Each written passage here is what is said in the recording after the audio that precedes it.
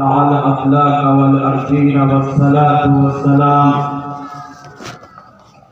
على من كان نبيا وآدم بين الماء والطين وعلى آله وأصحابه أجمعين أما بعد أعوذ بالله من الشيطان الرجيم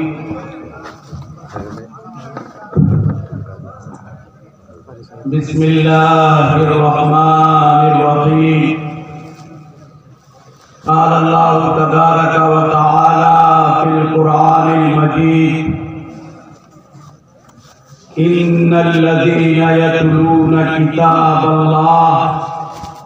وأقاموا الصلاة وأنفقوا مما رزقناهم سرا وعلانية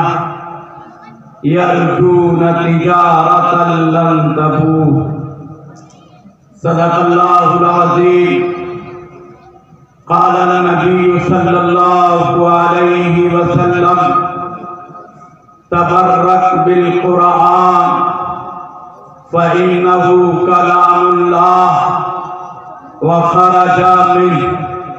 أو كما قال عليه الصلاة والتسليم درود پاک پڑھیے اللہم صلی علی سیدنا وعلى آل سيدنا ومولانا محمد وبارك وسلم تسليما كثيرا كثيرا رب اشرح لي صدري ويسر لي أمري واحلل عقدة من لساني يفقهوا قولي کسی نے کیا خوب کہا ہے کہ کون کہتا ہے خدا نظر نہیں آتا، کون کہتا ہے کہ خدا نظر نہیں آتا، نظر آتا ہے وہ جب کچھ نظر نہیں آتا۔ خدا ایسے احساس کا نام ہے رہے سامنے اور دکھائی نہ دے، ذکر ہے ان کا قریہ قریہ، نام ہے ان کا عالم عالم۔ نبی پاک صلی اللہ علیہ وسلم کی عظمت قدر و منزلت ذہن میں رکھیے گا، پھر یہ اشعار سنیے گا کہ نام ہے ان کا قریہ قریہ، ذکر ہے ان کا عالم عالم، ان کی یاد میں چشم ہے پرنم صلی اللہ علیہ وسلم۔ فرش پہ بیٹھے عرش کی باتیں، رب کی ان پہ خاص ہے رحمت۔ فرش پہ بیٹھے عرش کی باتیں،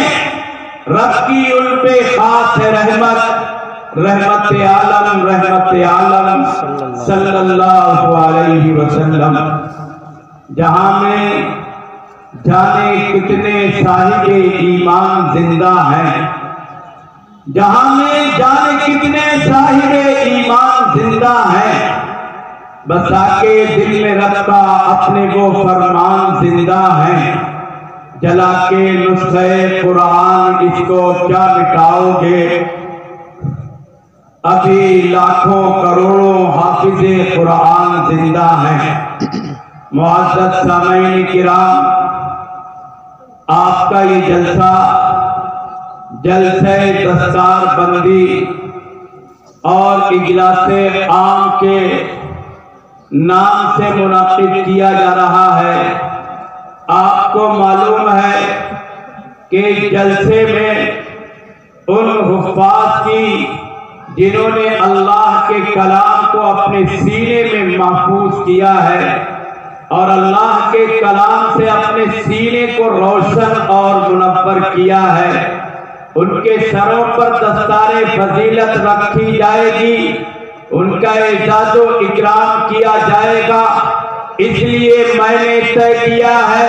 کہ چند لمحوں میں آپ کے سامنے قرآن پڑھنے والوں کی اور قرآن پڑھانے والوں کی قدر و منزلت بیان کروں، جس سے ہمیں اندازہ ہو جائے گا کہ یہ ٹوٹی چٹائی پر بیٹھنے والے، اللہ کا کلام پڑھنے والے اور اللہ کا کلام پڑھانے والے اللہ کے یہاں کس قدر بابرکت ہے اور اللہ کے یہاں ان کی حیثیت قدر و منزلت کیا ہے۔ دوستو اسی لیے اللہ نے کہا ان الذین یتلون کتاب اللہ یرجون تجارتا لن تبور، جو اللہ کا قرآن پڑھتے ہیں، جو اللہ کا قرآن پڑھاتے ہیں، جو اللہ کا قرآن سیکھتے ہیں، جو اللہ کا قرآن سکھاتے ہیں، وہ اللہ سے ایسی تجارت کی امید رکھتے ہیں اور اللہ سے ایسی تجارت کرتے ہیں جس تجارت میں ٹوٹا کوئی نہیں ہے، گھاٹا کوئی نہیں ہے، نقصان کوئی نہیں ہے۔ میں نہیں کہتا،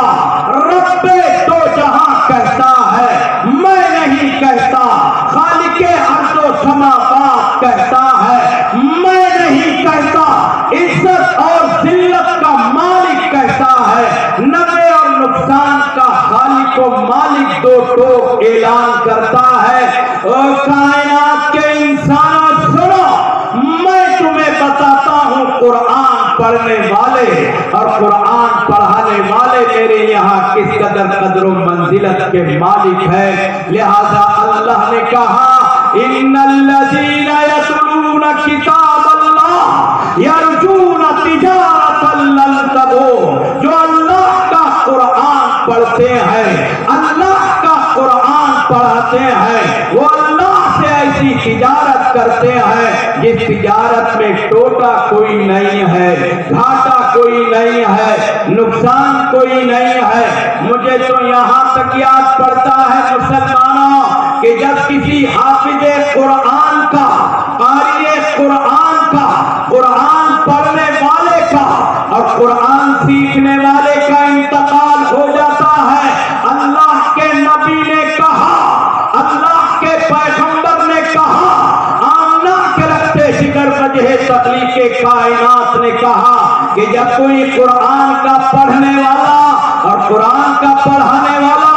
موت کی آغوش میں چلا جاتا ہے، اس کا کفن دفن کر دیا جاتا ہے، اسے اس کی قبر میں لٹا دیا جاتا ہے، اللہ قبر کی مٹی کو طاقت دیتا ہے بولنے کی اور طاقت دیتا ہے سننے کی، لہذا اس کے بعد اللہ قبر کی مٹی سے پوچھتا ہے اے قبر تجھے معلوم ہے کہ تیرے اندر کون آیا ہے اور آج تیرے اندر کس کو دفن کیا گیا ہے؟ قبر کی مٹی کہتی ہے رب دو جہاں، خالق ارض و سماوات، مجھے معلوم ہے میرے اندر میری آغوش میں حافظ قرآن آیا ہے، قاری قرآن آیا ہے، قرآن کا پڑھنے پڑھانے والا آیا ہے۔ لہذا اس کے بعد اللہ قبر کی مٹی سے کہتا ہے میں تجھے پابند کرتا ہوں اور میں تجھے یہ حکم دیتا ہوں کہ تو نے اس کے کفن کو میلا نہیں کرنا ہے اور حافظ قرآن قاری قرآن کے بدن کو نقصان نہیں پہنچانا ہے، اسے کھانا نہیں ہے۔ قبر کی مٹی سنتی ہے اور جواب دیتی ہے اے احکم الحاکمین، میں اس بندے کے جسم کو، کفن کو کیسے نقصان پہنچا سکتی ہوں جس کے سینے میں تیرا قرآن محفوظ ہو، جو دنیا میں تیرا قرآن پڑھاتا رہا ہو۔ اسی لیے اللہ نے کہا ان الذین یتلون کتاب اللہ یرجون تجارتا لن تبور، جو اللہ کا قرآن پڑھتا ہے، اللہ کا قرآن پڑھاتا ہے، وہ اللہ سے ایسی تجارت کرتا ہے جس تجارت میں ٹوٹا گھاٹا نقصان کوئی نہیں ہے۔ اچھا ایمانداری سے بتاؤ، کائنات میں کوئی تجارت ایسی ہے جس میں فائدہ ہی فائدہ ہو، نقصان نہ ہو؟ کوئی تجارت ایسی نہیں ہے، لیکن اللہ اس تجارت کے بارے میں اور حفاظ کے بارے میں، قرہ کے بارے میں اعلان کرتا ہے کہ یہ اللہ سے ایسی تجارت کرتے ہیں جس تجارت میں ٹوٹا گھاٹا نقصان کوئی نہیں ہے۔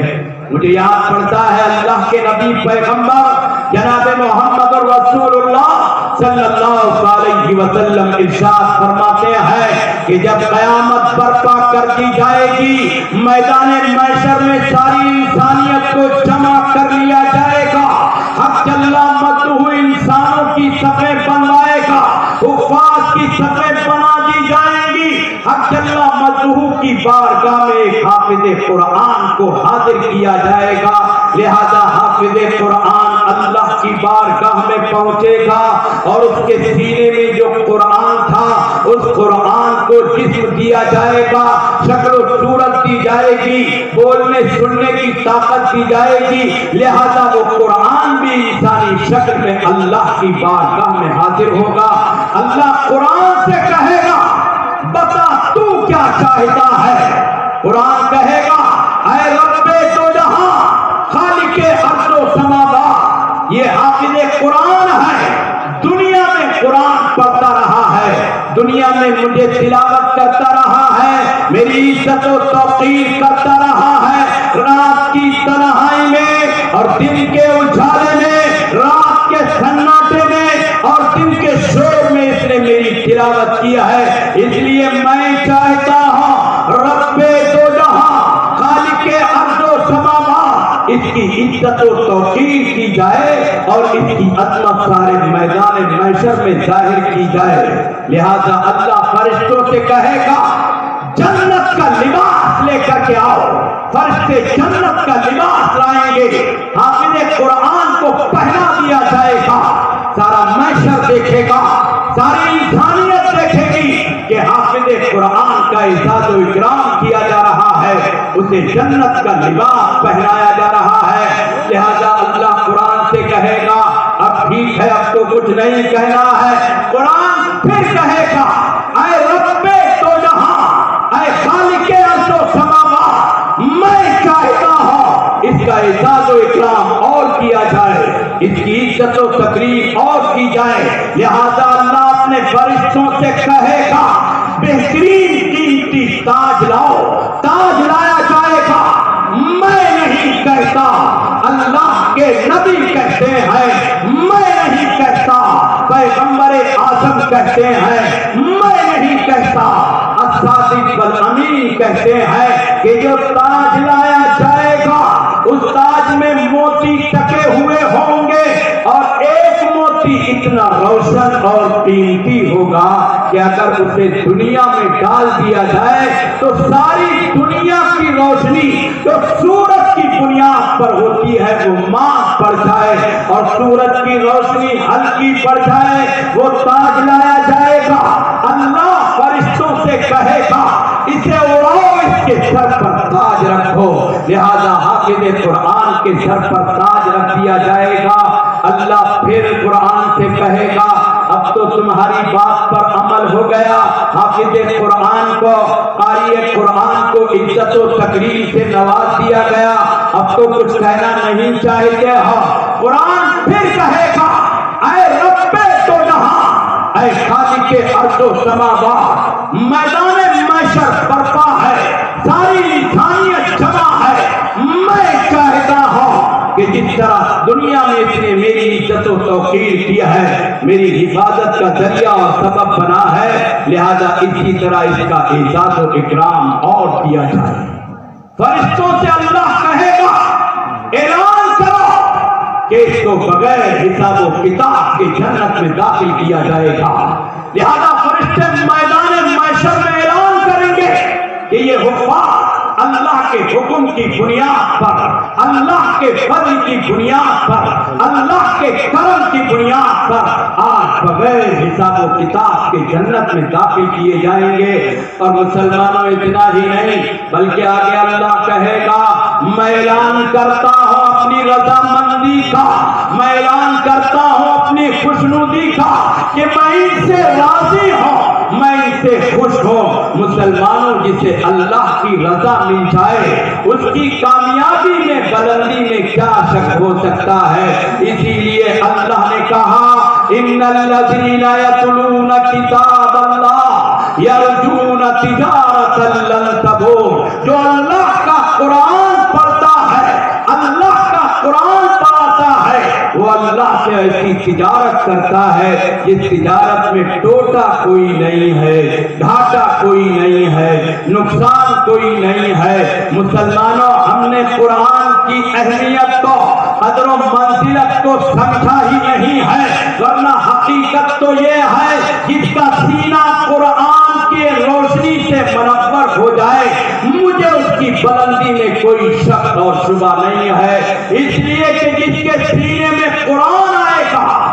وہ نبی کے منبر پر کھڑا ہوگا، نبی کے مصلی پر کھڑا ہوگا، وہ نبی کا وارث بنے گا۔ بتاؤ، جو نبی کا نہیں امام الانبیاء کا وارث بن جائے، اس کی قدر و منزلت میں کسی طرح کا شک اور شبہ کہاں کیا جا سکتا ہے؟ مجھے یاد پڑتا ہے امام راضی رحمت اللہ علیہ نے اپنی تفسیر میں ایک بڑی عجیب و غریب حدیث جو ہے نقل کی ہے۔ ایک حدیث امام راضی رحمت اللہ علیہ بیان کرتے ہیں، اپنی تفسیر میں فرماتے ہیں کہ اللہ کے نبی پیغمبر جناب محمد رسول اللہ صلی اللہ علیہ وسلم مسجد نبوی میں تشریف فرما ہے اور صحابہ آپ کے ارد گرد جمع ہے۔ ایک شخص آتا ہے اجنبی جسے کوئی نہیں جانتا، وہ اللہ کے نبی کے قریب ہوتا ہے، پیغمبر اعظم کے قریب ہوتا ہے اور اللہ کے نبی کے کان میں کچھ کہتا ہے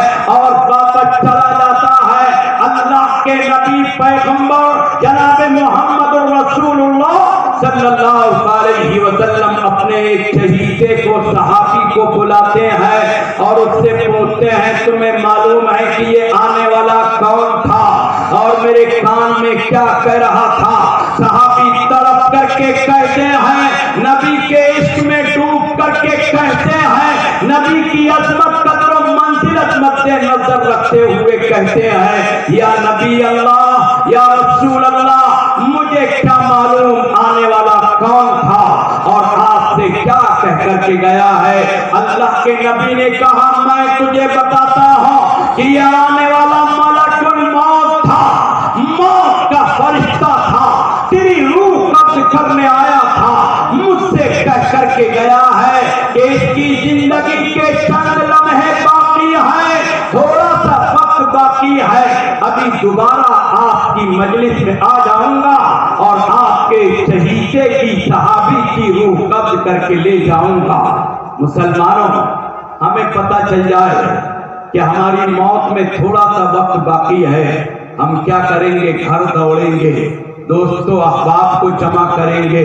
گھر والوں کو سمجھائیں گے یہ دکان تیری ہے، یہ مکان تیرا ہے، یہ پلاٹ تیرا ہے، یہ تجارت تیری ہے، یہ سونا تیرا ہے، یہ چاندی تیری ہے، یہ تمام ترکیبیں تیری ہیں، لیکن اللہ کے نبی پیغمبر جناب محمد رسول اللہ صلی اللہ علیہ وسلم کے شہید صحابی پر قربان ہو جاؤ۔ اللہ کے نبی پیغمبر جناب محمد رسول اللہ صلی اللہ علیہ وسلم کے شہید صحابی کہتے ہیں، یا نبی اللہ، یا رسول اللہ، مجھے کوئی پرواہ نہیں ہے کہ میری موت آنے والی ہے، مجھے کوئی پرواہ نہیں ہے کہ میں دنیا سے جانے والا ہوں، مجھے کوئی خوف نہیں ہے، مجھے کوئی ڈر نہیں ہے، مجھے کوئی پریشانی نہیں ہے، میری موت آنا چاہتی ہے آ جائے، لیکن یا نبی اللہ، یا رسول اللہ، میں آپ سے ایک سوال پوچھنا چاہتا ہوں، ایک بات معلوم کرنا چاہتا ہوں، اگر آپ کی اجازت ہو تو معلوم کرو۔ اللہ کے نبی نے کہا، پیغمبر نے کہا، میرے شہیدے پوچھو کیا پوچھنا چاہتے ہو؟ اللہ کے نبی پیغمبر جناب محمد رسول اللہ صلی اللہ علیہ وسلم کے صحابی نے پوچھا، یا نبی اللہ، ان آخری لمحوں میں اور زندگی کا جو مختصر سا وقت میرا باقی بچا ہے، اس میں مجھے کوئی ایسا کام بتا دیں جو کرتے کرتے میں مر جاؤں اور میرا بیڑا پار ہو جائے، جہنم سے بچا کر کے مجھے بغیر حساب و کتاب کے جنت میں داخل کر دیا جائے۔ مسلمانوں، جنت میں داخل ہونے کا نسخہ صحابی پوچھ رہے ہیں اور امام الانبیاء وہ نسخہ تجویز فرما رہے ہیں، ذرا توجہ سے سنو اور دل کے نہا خانوں میں اس حقیقت کو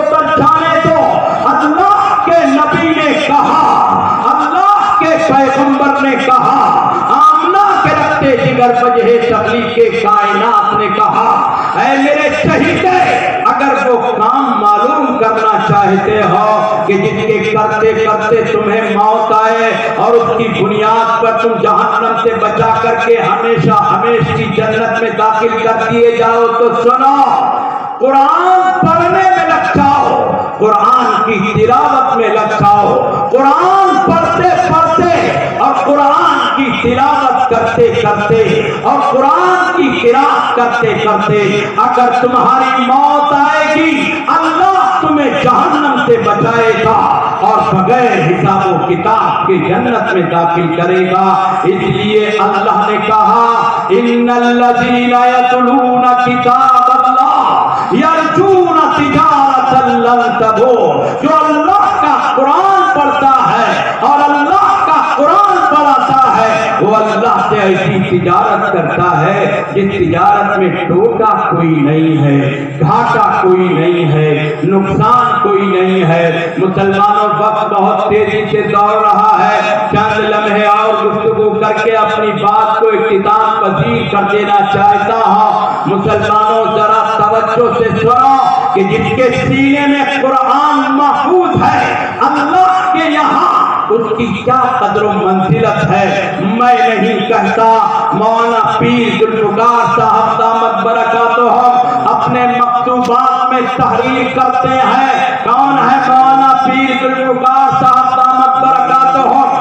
اللہ کے ولی ہیں، عالم دین ہیں، پوری دنیا میں اس وقت ان کا سکہ چل رہا ہے۔ صاحب کشف آدمی ہے، انتہائی نیک آدمی ہے، اللہ سے ان کا تعلق مضبوط ہے۔ وہ اپنے مکتوبات میں ایک واقعہ تحریر کرتے ہیں، فرماتے ہیں کہ بہت پہلے کی بات ہے جب سفر کرنے کے لیے سواریاں نہیں ہوتی تھی، لوگ پیدل سفر کرتے تھے یا جانوروں سے سفر کرتے تھے اور ایک جگہ سے دوسری جگہ جانے کے لیے اکیلے نہیں جاتے تھے، قافلہ بنا کر کے اور کچھ لوگ اکٹھا ہو کر کے ایک ساتھ جاتے تھے۔ لہذا ایک گاؤں سے ایک قافلہ چلا، مال تجارت لے کر کے چلا اور تجارت کرنے کی غرض سے اپنے گاؤں سے شہر کی جانب جانے لگا۔ وہ ارادہ رکھتا تھا ہم نے مال تجارت لیا ہے، شہر میں جائیں گے، مال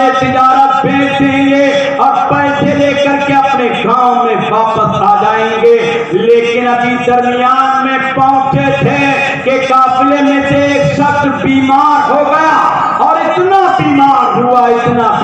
ہوا کہ اس کا انتقال ہو گیا، وہ بچ نہیں سکا۔ قافلے والے سوچنے لگے اگر اس کی لاش کو واپس گھر لے جائیں تو لاش سڑ جائے گی اور شہر لے جائیں تو بھی لاش سڑ جائے گی، اس لیے کہ پیدل چلنا ہے، دیر کا راستہ ہے۔ لہذا گاؤں والوں نے، قافلے والوں نے طے کیا کہ اس کو یہیں دفن کر دیا جائے، لہذا وہیں کے قبرستان میں اس کو دفن کر دیا گیا۔ قافلہ آگے چلا گیا، شہر پہنچا، مال تجارت بیچا، پیسے اکٹھا کیے، مال اکٹھا کیا، منافع اکٹھا کیا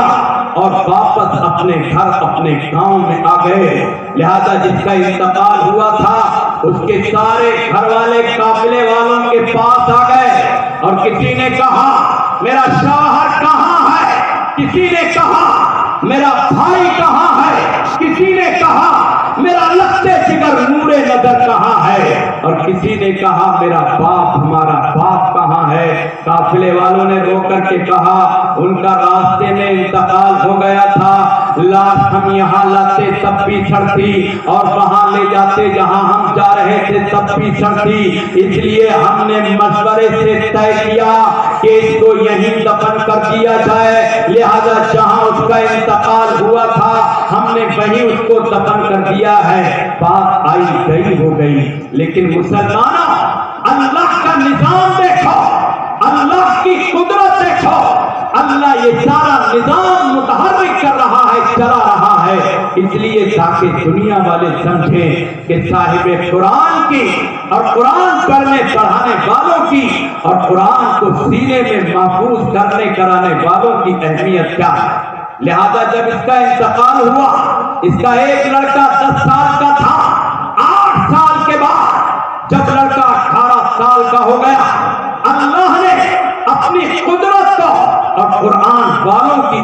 کو دنیا والوں کے سامنے ظاہر کرنے کے لیے لڑکے کے ذہن میں ایک بات ڈالی، ایک پروگرام ڈالا۔ لہذا یہ لڑکا قافلے والوں کے پاس گیا اور کہنے لگا، میں چاہتا ہوں آپ لوگ میرے ساتھ چلیں، وہ گاؤں بتائیں، وہ جگہ بتائیں جہاں میرے باپ کو دفن کیا گیا ہے۔ قافلے والوں نے پوچھا، 8 سال کے بعد آخر تم کیا کہہ رہے ہو، تمہارا مقصد کیا ہے؟ لختے جگر نے کہا، نور نظر نے کہا، میرا یقین یہ ہے، میرا اعتماد بولتا ہے کہ اس نے نہیں کہا بلکہ رب کائنات نے اس لڑکے سے، نوجوان سے، 18 سالہ اس کے بیٹے سے کہلوایا۔ لڑکے نے طلب کر کے کہا، میں چاہتا ہوں اپنے باپ کی قبر پر جاؤں، اپنے باپ کی قبر کو کھولو، اپنے باپ کی لاش جنازہ میت نکالو اور گاؤں میں لے کر کے آؤں اور اس گاؤں میں جہاں ہم رہتے ہیں دفن کر دوں۔ لیکن نظام اللہ کا چل رہا ہے، اس کا غیبی نظام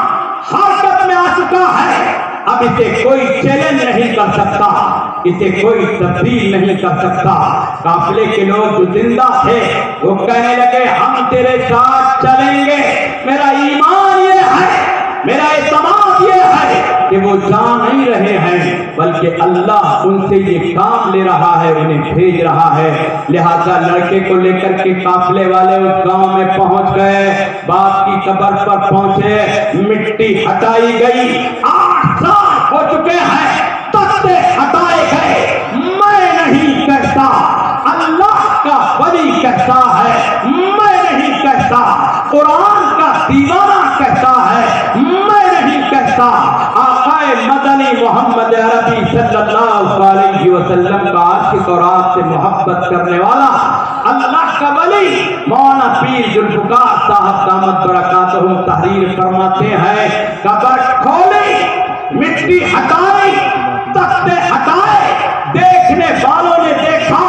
قبر کھولنے والوں نے دیکھا کہ کفن تک میلا نہیں ہوا ہے اور قبر سے، اس کی مٹی سے ایسی خوشبو پھوٹ رہی ہے جو خوشبو کائنات میں میسر نہیں ہو سکتی۔ اور آگے بڑھ کر کے ہاتھ نیچے ڈال کر کے جب چہرے سے کفن ہٹایا جو چہرہ تر و تازہ، پورا جسم خوشبو سے معطر ہے۔ یہ لوگ بہت خوش ہوئے کہ کافی ٹھنڈا اللہ کے یہاں محبوب ہے، اس کا چہرہ بھی تر و تازہ ہے، اس کا جسم بھی صحیح سلامت ہے، اس کا کفن تک میلا نہیں ہوا ہے اور اس کی قبر سے خوشبو پھوٹ رہی ہے اور ساری قبر خوشبو سے معطر ہے۔ لاش نکالی، لے کر کے چلنے لگے، ابھی تھوڑی دور گئے تھے کہ لاش سے بدبو آنے لگی، کفن میلا ہونے لگا، چہرہ مرجھانے لگا، پریشان ہو گئے کیا کریں۔ اللہ کا نظام دیکھو، اللہ نے قافلے والوں کے ذہن میں ڈالی کہ اس علاقے کے جو معتبر علماء ہیں انہیں بلاؤ۔ لہذا بلایا گیا، ان کے سامنے سارا واقعہ بیان کیا گیا، سارا منظر انہیں سنایا گیا اور سارا منظر انہیں دکھایا گیا۔ اب علماء پریشان، کیا کریں، اس کا جواب کیا دیں، کیسے انہیں سمجھائیں۔ اللہ کا نظام پھر حرکت میں آتا ہے اور ایک عالم کی رہنمائی کرتا ہے اللہ کا نظام۔ لہذا اس بنیاد پر عالم دین کہتے ہیں، ارے معلوم تو کرو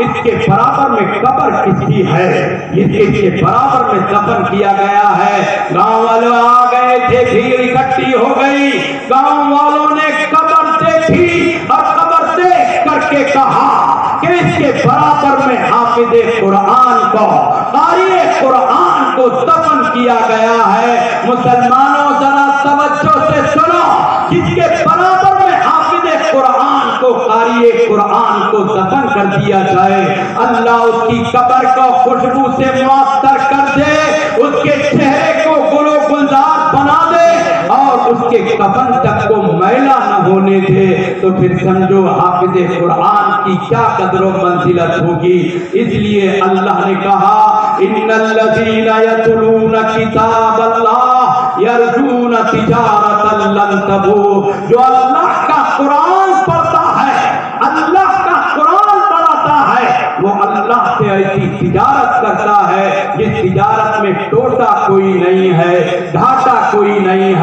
نقصان کوئی نہیں ہے۔ مجھے یاد پڑتا ہے صاحب ابن ماجہ بیان کرتے ہیں اللہ کے نبی نے کہا، اللہ کے پیغمبر نے کہا، آمنہ کے رکھتے جگر وجہ تخلیق کائنات نے کہا کہ یہ قرآن اللہ کی ایسی کتاب ہے کہ اس کی برکتیں قیامت تک باقی رہیں گی۔ لہذا اگر تم دنیا میں برکتیں حاصل کرنا چاہتے ہو اور آخرت میں کامیاب ہونا چاہتے ہو تو قرآن سے جڑو، قرآن کو پڑھو اور قرآن کو سینے میں محفوظ کرو۔ یہ دنیا بھی تمہاری کامیاب ہو جائے گی اور آخرت بھی کامیاب ہو جائے گی۔ عزیزان گرامی، وقت بہت تیزی سے دوڑ رہا ہے۔ آپ سمجھ رہے ہوں گے کہ مولوی نے بات تو کی ہے لیکن سب اپنی کیا ہے۔ ہم بوڑھے ہو گئے ہیں، ہم جوان ہو گئے ہیں، ہم قرآن پڑھ نہیں سکتے تو ہم کیسے قرآن سے برکتیں اور قرآن سے قدر و منزلت حاصل کریں؟ مسلمانوں، میں تمہیں بیان کرتا ہوں اور میں تمہیں اس کا نسخہ بتاتا ہوں کہ جو قرآن پڑھ نہیں سکتے وہ بھی قرآن کی برکتوں سے اور قدر و منزلت سے محروم نہیں رہ سکتے۔ شرط یہ ہے کہ جس طرح میں کہوں اس طرح کرو، میں نہیں کہتا بلکہ مولانا پیر ذوالفقار صاحب دامت برکاتہم یہ واقعہ بھی بیان کرتے ہیں، فرماتے ہیں کہ ایک اللہ والے تھے، عالم دین تھے، قرآن کے مفسر تھے، نبی کے عاشق تھے، بہترین دین کا کام کرتے تھے، تبلیغ دین، اشاعت دین میں لگے ہوئے تھے، قرآن احادیث پڑھنے پڑھانے میں لگے ہوئے تھے، بہت سارے ان کے مرید تھے۔ ان کا انتقال ہو گیا۔ چند دنوں کے بعد ان کے مرید نے ان کو خواب میں دیکھا تو دیکھا جنت میں ٹہل رہے ہیں، بہترین لباس سے تن کیے ہوئے ہیں، چہرہ چمک رہا ہے اور خوشی چہرے سے ظاہر ہو رہی ہے۔ مرید نے پیر سے پوچھا، شاگرد نے استاد سے پوچھا، اللہ والے سے پوچھا، عالم دین سے پوچھا، ارے بتاؤ تمہارے ساتھ کیا معاملہ اللہ نے کیا؟ عالم دین نے، استاد نے کہا میرا بیڑا پار کر دیا گیا ہے، اللہ نے بغیر حساب و کتاب کے مجھے جنت میں داخل کر دیا ہے اور میرے لیے جنت کی نعمتیں حلال کر دی ہیں۔ شیخ نے جب یہ بات کہی تو مرید نے پوچھا حضور یہ تو بتائیں آپ کو یہ مرتبہ ملا کیوں؟ کہا اس لیے کہ میں نے ساری زندگی قرآن سیکھا اور سکھایا ہے، قرآن پڑھا اور پڑھایا ہے، اس لیے اللہ نے کہا، رب دو جہاں نے کہا، خالق ارض و سماوات نے کہا اے فرشتوں یہ میرے قرآن کی تبلیغ کرنے والا، قرآن کی اشاعت کرنے والا، قرآن کو پڑھنے پڑھانے والا ہے، لہذا اس سے کوئی حساب و کتاب نہ لو، میرے فضل کے ساتھ اسے جنت میں بغیر حساب و کتاب کے داخل کر دو۔ مرید بہت خوش، لیکن استاد نے کہا ایک بات سمجھ میں نہیں آتی بیٹا۔ بولے کیا؟ کہا ہمارا جو پڑوسی ہے، جو ٹھاٹا نیک نہیں تھا، بہت عبادت گزار نہیں تھا، اسے بھی میرے ساتھ جنت میں داخل کیا گیا اور میرے جیسا محل اور میرے جیسا انعام اس پر کیا گیا۔ میں سوچ رہا ہوں کہ وہ تو قرآن پڑھنا بھی نہیں جانتا تھا، ٹھاٹی نمازیں بھی نہیں پڑھتا تھا، بہت زیادہ عبادت بھی نہیں کرتا تھا، آخر اس کو جنت میں مجھ جیسا محل اور میرے جیسا مقام اور میری طرح جنت میں داخلہ کیوں ملا یہ سمجھ میں نہیں آتا۔ ذرا صبح تم اس کے گھر پر جانا، اس کی بیوی سے معلوم کرنا، اس کے گھر والوں سے پوچھنا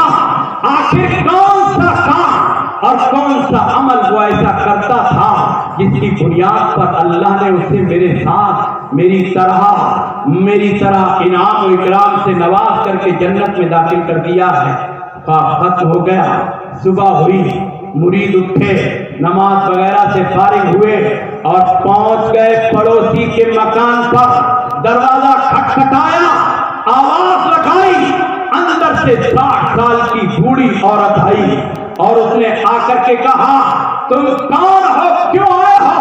کہا میں پڑوس کے مدرسے مدرسے میں رہتا ہوں، آپ کو معلوم ہے کہ میرے شیخ کا، ہم سب کے رہبر رہنما مقتدی کا انتقال ہو گیا ہے۔ انہوں نے رات میں یہ خواب دیکھا ہے اور مجھ سے معلوم کرایا ہے کہ تم سے معلوم کروں تمہارا شوہر کون سا عمل کرتا تھا جس کی بنیاد پر اللہ نے بغیر حساب و کتاب کے اسے جنت میں داخل کر دیا۔ بیوی نے کہا نہیں، کوئی عمل نہیں کرتا تھا، نماز بھی ٹھاٹی نہیں پڑھتا تھا، قرآن تو پڑھنا ہی نہیں جانتا تھا۔ کہا نہیں، کچھ تو کرتا ہوگا۔ بیوی نے کہا میں 41-42 سال سے اس کے ساتھ رہ رہی ہوں، میں نے اس کی راتیں دیکھی ہیں، اس کی تنہائیاں دیکھی ہیں، اس کی مجلسیں دیکھی ہیں، اس کے دن دیکھے ہیں، اس کا سفر دیکھا ہے، اس کا حضر دیکھا ہے، لیکن ان 41-42 سالوں کے اندر میں نے اسے کوئی خاص عمل اور خاص عبادت کرتے ہوئے نہیں دیکھا۔ مرید نے کہا نہیں، کچھ تو ہے جو آپ ہم سے چھپا رہے ہیں۔ اللہ نے بیوی کی، بیوہ کی رہنمائی کی اور اس نے سوچ کر کے کہا ہاں ایک کام یاد پڑتا ہے، مسلمانوں تمہیں دکھی دل کے ساتھ یہ نسخہ دے کر کے جا رہا ہوں، یہ نسخہ زندگی میں داخل کرنا اور یقین کے ساتھ بغیر حساب و کتاب کے جنت میں داخل ہونے کی تمنا کرنا میں نہیں کہتا، بلکہ اس عورت نے کہا، بیوہ نے کہا کوئی خاص عمل تو نہیں کرتا تھا۔ اچھا ایمانداری سے بتاؤ، یہ عورت کہہ رہی ہے یا رب تو جہاں کہلوا رہا ہے؟ میرا یقین یہ ہے، اعتماد یہ ہے کہ یہ زبان بھی اللہ کی محتاج ہے، یہ ذہن بھی اللہ کا محتاج ہے۔ ذہن کچھ سوچ نہیں سکتا، زبان کچھ کہہ نہیں سکتی جب تک اللہ کی عنایت، توجہ، مرضی اور قدرت شامل حال نہ ہو۔ لہذا اللہ نے اس سے اعلان کرایا اور اس بیوہ نے، بیوی نے کہا ایک عمل میں نے جو ساری زندگی سے کرتے ہوئے دیکھا۔ مرید نے پوچھا کون سا عمل؟ کہا یہ قرآن پڑھنا نہیں جانتا تھا، لیکن جو قرآن پڑھتے پڑھاتے تھے ان سے بے انتہا محبت کرتا تھا، ان کی عزت کرتا تھا، انہیں پلکوں پر بٹھاتا تھا، ان کی برائی سے، چغلی سے، غیبت سے دور رہتا تھا، انہیں عظمت کی نگاہ سے دیکھتا تھا، اور جب صبح مسجد سے گھر آتا اللہ کا قرآن کھولتا اور اسے سامنے رکھ کر کے بیٹھ جاتا، ہر لائن پر انگلی رکھ کر کے کہتا اے رب تو جہاں، مجھے معلوم ہے کہ یہ تیرا کلام ہے، میں پڑھنا نہیں جانتا، لیکن میرا ایمان یہ ہے کہ یہ جتنا تیرا کلام ہے سب سچا ہے، تیرے اس کلام کے کسی جملے میں، تیرے کلام کے کسی لفظ میں کوئی شک اور شبہ نہیں ہے۔ اس لیے اللہ نے کہا ان الذین یتلون کتاب اللہ یرجون تجارۃ لن تبور، جو اللہ کا قرآن پڑھتا ہے، اللہ کا قرآن پڑھاتا ہے، اللہ کا قرآن سیکھتا ہے، اللہ کا قرآن سکھاتا ہے، وہ اللہ سے ایسی تجارت کرتا ہے جس تجارت میں ٹوٹا کوئی نہیں ہے، گھاٹا کوئی نہیں ہے، نقصان کوئی نہیں ہے۔ مسلمانوں اگر میں بتانے پر آؤں تو بہت دلائل آپ کو دے سکتا ہوں۔ جس نے قرآن پڑھا اور جس نے قرآن پڑھایا، یقین جانو وہ دنیا سے چلا گیا لیکن اس کی نیکیوں کا رجسٹر بند نہیں ہوا، اور جس نے اپنی اولاد کو اللہ کا کلام سکھایا،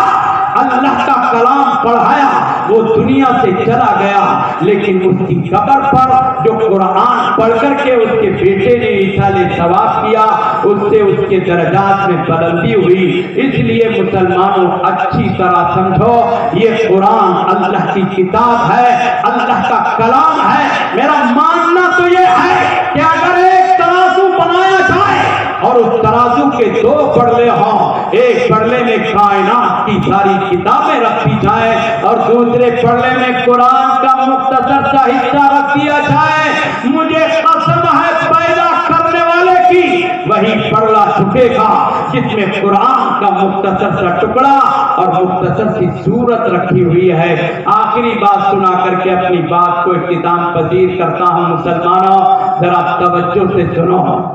علامہ آلوسی رحمت اللہ علیہ نے اپنی تفسیر روح البیان میں بڑا عجیب و غریب واقعہ لکھا. فرماتے ہیں اللہ اعلان کرتا اِنَّا نَحْنُ نَزَّلْنَا الذِّكْرَ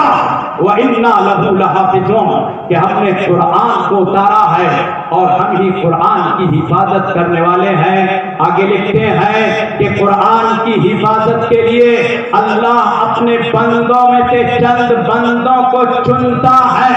مخصوص کرتا ہے، منتخب فرماتا ہے اور قرآن کی حفاظت کرنے کے لیے انہیں استعمال کرتا ہے. صاحب روح البیان بیان کرتے ہیں کہ اچھی طرح سمجھو اللہ جن بندوں کو قرآن کی خدمت کے لیے اور قرآن کی حفاظت کے لیے منتخب فرماتا ہے ان میں وہ ہیں جو قرآن پڑھتے ہیں اور وہ ہیں جو قرآن پڑھاتے ہیں اور وہ بھی ہیں جو قرآن والوں پر، قرآن پڑھنے پڑھانے والوں پر خرچ کرتے ہیں، ان کا تعاون کرتے ہیں. انہیں بھی اللہ منتخب فرماتا ہے. یہ بھی قرآن کی حفاظت کا ذریعہ اور سبب ہے. اسی لیے اللہ نے کہا ان الذین یتلون کتاب اللہ یرجون تجارتا لن تبور، جو اللہ کا قرآن پڑھتا ہے اللہ سے ایسی تجارت کرتا ہے جس تجارت میں کوئی ٹوٹا، کوئی گھاٹا، کوئی نقصان نہیں ہے. مجھے یاد پڑتا ہے علامہ اقبال نے 2 شعر کہے ہیں، وہ دونوں شعر سنو اور قرآن کی عظمت کو، دین کی عظمت کو سمجھو، انہیں گنگناؤ، ان پر عمل کرو. یہ دین تمہیں زندگی میں جب داخل ہو جائے گا تو آخرت اور دنیا دونوں کامیاب کر دے گا. علامہ اقبال شاعر مشرق کہتے ہیں اللہ سے کرے دور تو تعلیم بھی فتنہ، اللہ سے کرے دور تو تعلیم بھی فتنہ، اولاد بھی املاک بھی جاگیر بھی فتنہ، نہ حق کے لیے اٹھے تو شمشیر بھی فتنہ، شمشیر ہی کیا نعرہ تکبیر بھی فتنہ. وآخر دعوانا ان الحمدللہ رب العالمین.